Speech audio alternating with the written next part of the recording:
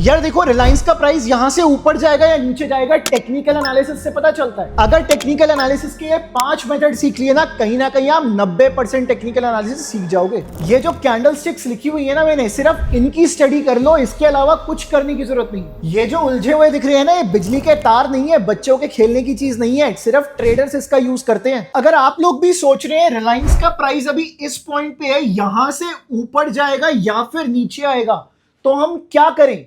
इसके लिए हम लोग यूज करते हैं टेक्निकल एनालिसिस के मेथड्स का, जिनसे हमें यह पता चलता है कि यहां से प्राइस ऊपर जा सकता है या फिर यहां से प्राइस नीचे आ सकता है। तो चलिए आज की इस वीडियो के अंदर मैं आपको टेक्निकल एनालिसिस के बेसिक्स बताने वाला हूं और कुछ एडवांस्ड मेथड्स भी बताऊंगा, जिनका यूज करके आप खुद से प्रेडिक्ट कर सकते हैं कि प्राइस ऊपर जा सकता है या फिर नीचे आ सकता है। तो चलिए गाइस आज की इस वीडियो को स्टार्ट करते हैं। समझना तो पड़ेगा ही ना यार कि टेक्निकल एनालिसिस होता क्या है। तो समझिए टेक्निकल एनालिसिस क्या चीज है। एक प्रोसेस है एनालाइज करने का। हम स्टडी करते हैं पास्ट प्राइस पैटर्न्स की, जो कि पहले हो चुके हैं ना, हम लोग उनकी स्टडी करते हैं। क्यों स्टडी करते हैं?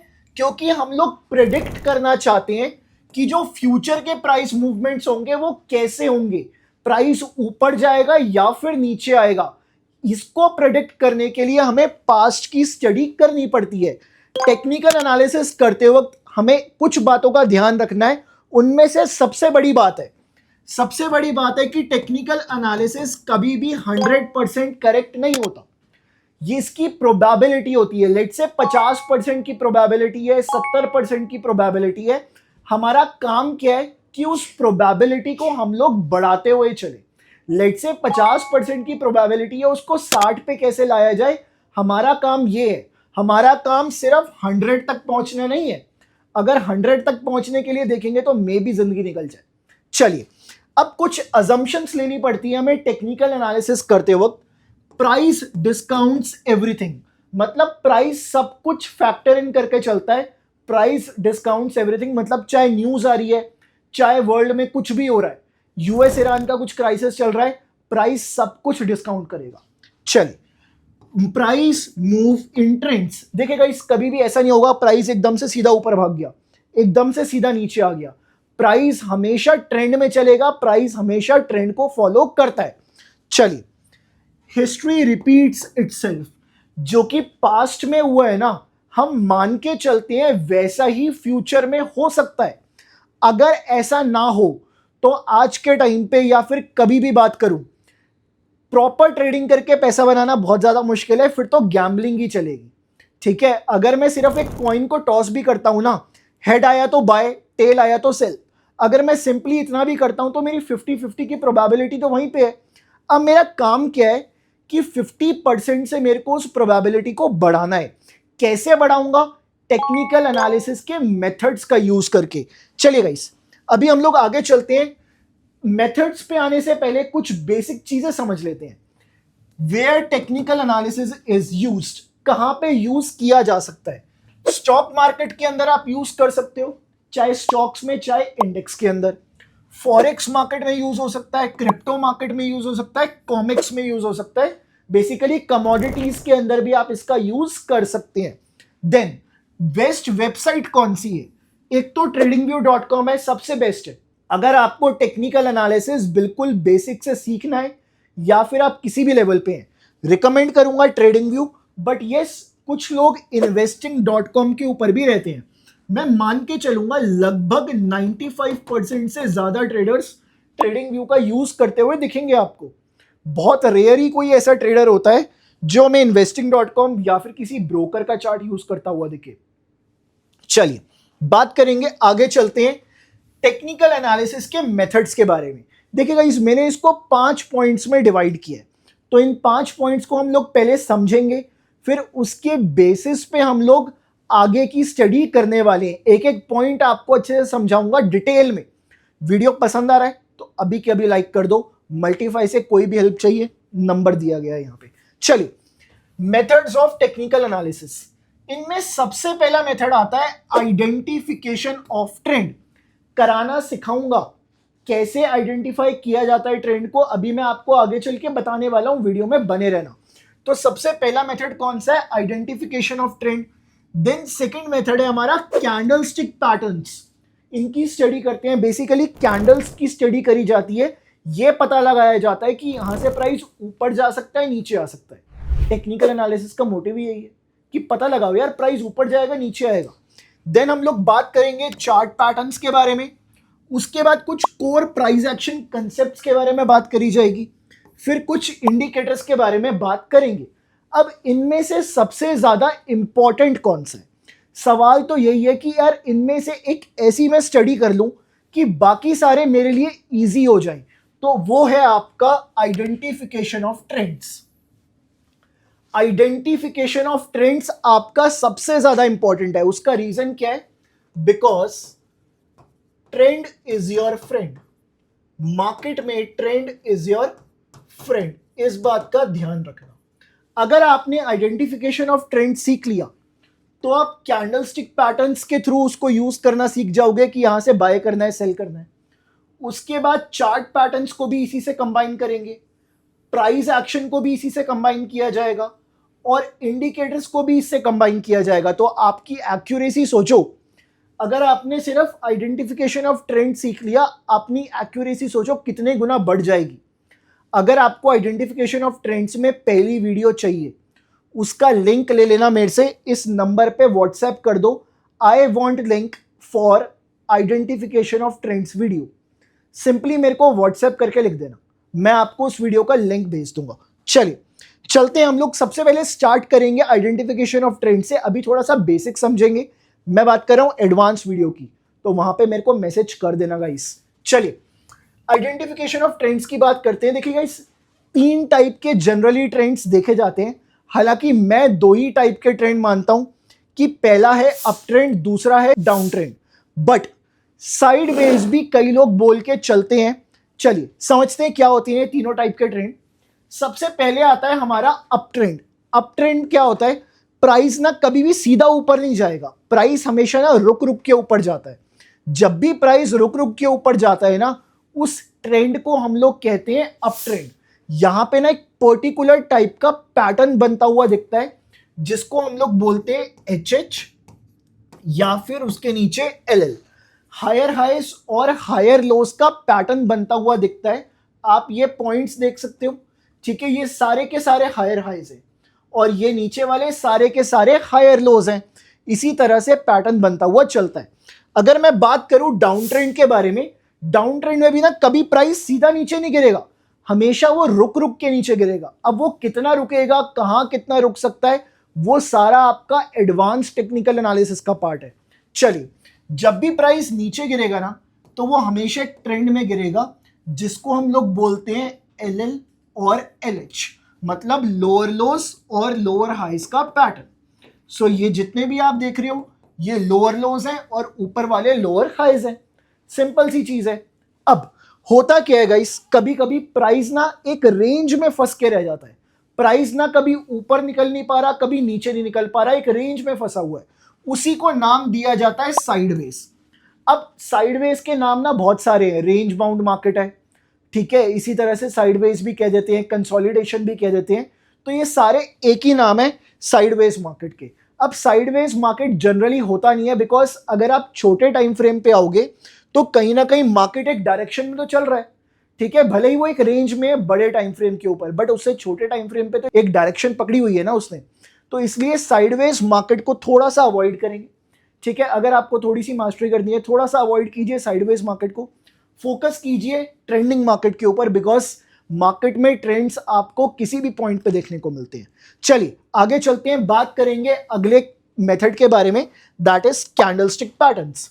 देखिए गाइस, जितनी भी कैंडलस्टिक्स है ना, वो कुछ कहती हैं। क्या कहती हैं? कि मेरी वजह से प्राइस ऊपर जाएगा यहां से या फिर नीचे आएगा।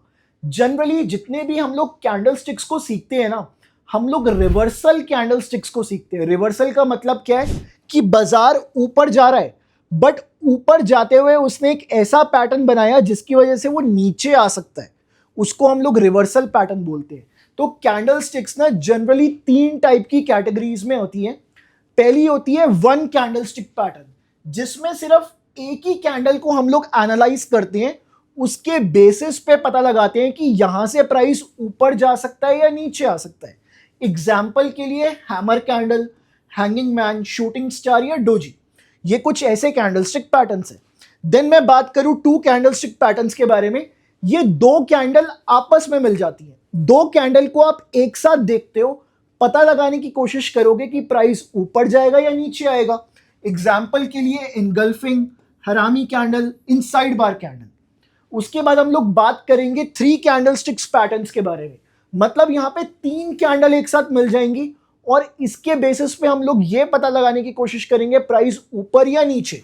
एग्जाम्पल के लिए मॉर्निंग स्टार या फिर इवनिंग स्टार।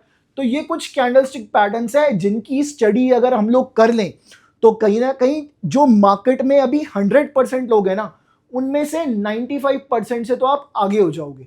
चलिए बात करते हैं अगले मेथड के बारे में, दैट इज चार्ट पैटर्न। तो चार्ट पैटर्न को समझते हैं। देखिए गाइस, चार्ट पैटर्न ना दो टाइप के होते हैं। पहला होता है रिवर्सल पैटर्न। रिवर्सल का मतलब क्या है कि प्राइस नीचे से ऊपर जा रहा है बट ऊपर एक पैटर्न बना जिसकी वजह से प्राइस नीचे आ सकता है, या फिर प्राइस नीचे गिर रहा है और नीचे एक पैटर्न बना जिसकी वजह से प्राइस ऊपर जा सकता है। इसको रिवर्सल पैटर्न कहा जाता है। एग्जाम्पल क्या है रिवर्सल चार्ट पैटर्न का? जिसको भी चार्ट पैटर्न समझ नहीं आ रहे ना यार, आप कुछ ऐसे समझना, आसमान में चांद तारे होते हैं, जब आप उनको कनेक्ट करते हो तो कुछ पैटर्न बनता है ना। इसी तरह से जब हम लोग चार्ट के ऊपर प्राइजेस को कनेक्ट करते हैं ना, तो वो कुछ पैटर्न बनाते हैं। अब वही पैटर्न कहते हैं कि हमारी वजह से प्राइस ऊपर जा सकता है या नीचे आ सकता है। तो इन्हीं को हम लोग चार्ट पैटर्न्स के नाम से जानते हैं। एग्जाम्पल के लिए रिवर्सल का हेड एंड शोल्डर्स हो गया, ठीक है। हेड एंड शोल्डर्स कैसे? ये मेरे दो शोल्डर्स हैं, बीच में हेड है, तो ये भी तो एक पैटर्न है ना, ठीक है। हमारी बॉडी भी एक पैटर्न की उस पर ही बनी हुई है। तो इसी तरह से अगर हम इन्हीं पैटर्न्स को कहीं ना कहीं चार्ट्स पे भी लगाएं तो हमें मार्केट की डायरेक्शन का पता चल सकता है। गाइस देखिए, अगर आपने कोविड के टाइम पे कोविड के चार्ट्स देखे होंगे, ठीक है, वो जब केसेस बढ़ते थे तो कुछ चार्ट ऐसा बन जाता था, जब गिरते थे तो कुछ ऐसा, जब बढ़ते थे तो कुछ ऐसा। तो बेसिकली मार्केट में भी ना कुछ इसी टाइप के पैटर्न्स होते हैं। अगर आप कोविड का चार्ट जाके देखोगे ना, वहां पे जो पैटर्न्स बने हुए थे एग्जैक्ट सेम पैटर्न्स आपको मार्केट में भी दिखते हैं बनते हुए। चलिए बात करेंगे अगले पैटर्न के बारे में, that is double top and double bottom. इसी को हम लोग डबल टॉप के पैटर्न के नाम से जानते हैं, एम शेप। अब बात करूंगा कंटिन्यूएशन टाइप क्या होता है। देखिए गाइस, प्राइस नीचे से ऊपर आया एक पॉइंट तक, बट एक पैटर्न बना यहां पे जिसकी वजह से प्राइस और ऊपर जा सकता है। इसको हम लोग बोलेंगे कंटिन्यूएशन पैटर्न। या फिर प्राइस ऊपर से नीचे आया, बीच में रुका और यहां से और नीचे चला गया, इसको हम लोग बोलेंगे कंटिन्यूएशन पैटर्न। सो कंटिन्यूएशन पैटर्न के टाइप्स क्या हैं? जैसे कि फ्लैग एंड पोल हो गया और आपके ट्राइंगल्स हो गए। सो इनका यूज किया जाता है एज अ कंटिन्यूएशन पैटर्न कि यस, मार्केट में इस पैटर्न की वजह से प्राइस कंटिन्यू कर सकता है, जिस डायरेक्शन में चल रहा है उसी डायरेक्शन में चलता हुआ जा सकता है। सिंपल सी चीज है। चलिए अब हम बात करते हैं कुछ कोर प्राइस एक्शन कंसेप्ट्स के बारे में।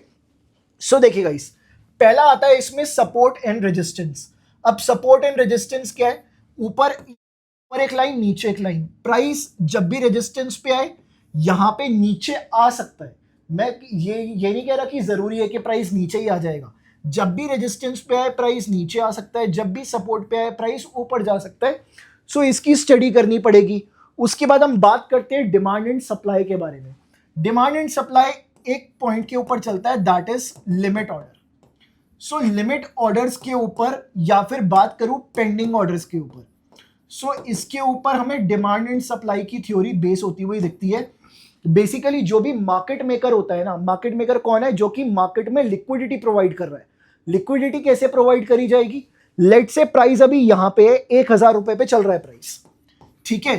अब 1,000 से जब नीचे गिरेगा लेट से 900 के ऊपर, तो 900 के ऊपर ना जो मार्केट मेकर्स होते हैं वो ऑलरेडी अपने ऑर्डर्स लगा के रखते हैं कि जैसे ही 900 आएगा ना, मेरे को लगता है इस टाइम बहुत सस्ता है, मैं यहाँ पे खरीदने को देखूंगा। सो ये बेसिकली यहाँ पे ना सब कुछ व्यू का काम है कि आपका व्यू क्या है मार्केट के अंदर।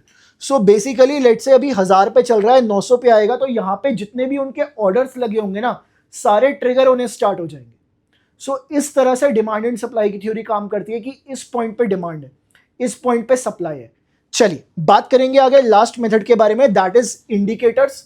सो इंडिकेटर्स भी ना बहुत सारे हैं दुनिया में, मैं चाहूं तो रोज एक इंडिकेटर बना दूं, ठीक है। अब उनमें से आपको काम कैसे करते हैं उनके बारे में बात करेंगे।